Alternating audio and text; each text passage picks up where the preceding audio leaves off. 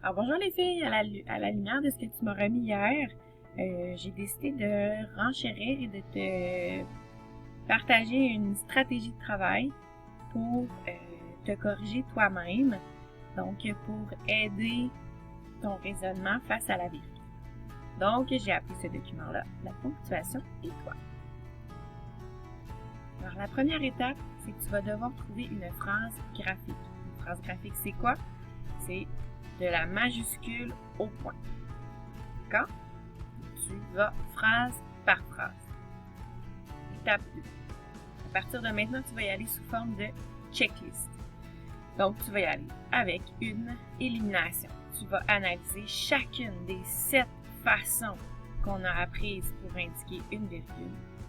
Et tu vas analyser ta phrase pour t'assurer qu'il n'y a pas. En fait, pour être sûr que tu vas passer à travers tous les éléments. Alors, le premier élément que tu vas te questionner, sur lequel tu vas te questionner, c'est est-ce qu'il y a un complément de phrase?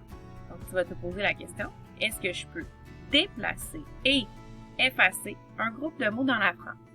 Si la réponse est oui, assure-toi maintenant que ce groupe de mots-là que tu juges qu'il est possible de déplacer et effacer, puis assure-toi que cette information-là te donne une précision sur la phrase au complet. Donc, soit le où et le quand se passe cette action-là.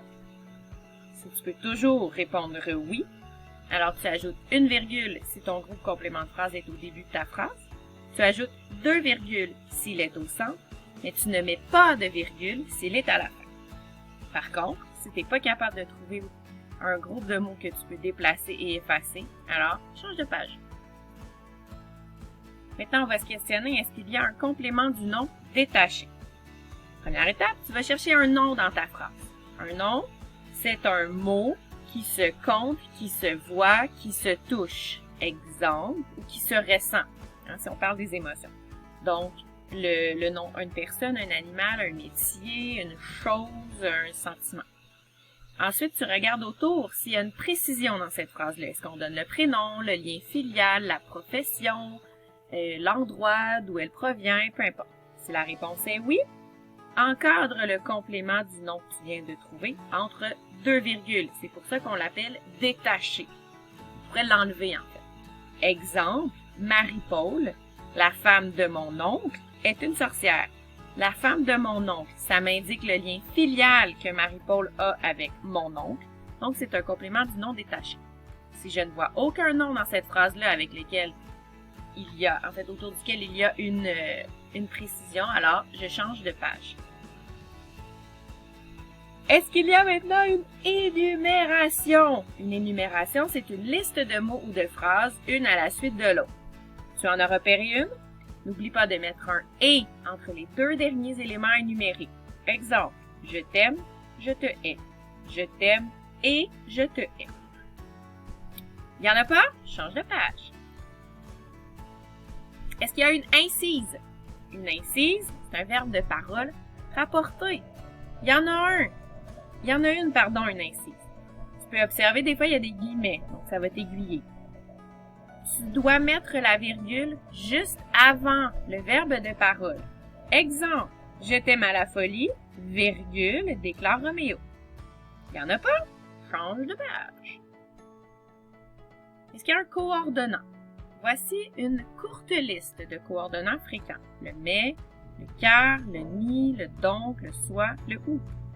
T'en vois un dans la phrase. Tu dois mettre la virgule avant le coordonnant. Exemple, je te vois, mais je ne t'entends pas. Il n'y en a pas? Change de page. Est-ce qu'il y a une répétition? Une répétition, c'est un doublon d'un même mot ou encore de la même phrase ou expression. Il y en a un. Alors, tu dois mettre la virgule entre les 2 mots ou expressions répétées, ou les 3 au pain. Exemple, je t'aime très très fort. Il n'y en a pas? Change de page. Finalement, est-ce qu'il y a un apostrophe? On se rappelle, on ne te parle pas ici du signe graphique qu'on met entre un déterminant et un nom lorsque ce sont 2 voyelles qui sont collées.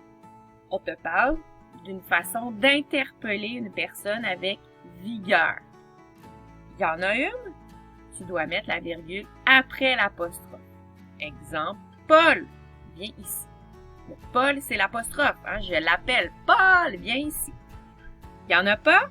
Ben alors, bon travail, on a fait le tour des 9 étapes et des 7 façons de repérer et de mettre une virgule dans ton texte. Donc, à partir de maintenant, je t'invite à reprendre le texte que tu m'as envoyé, en faire une seconde version en utilisant cette méthode de travail ou de raisonnement. Je te souhaite bon travail!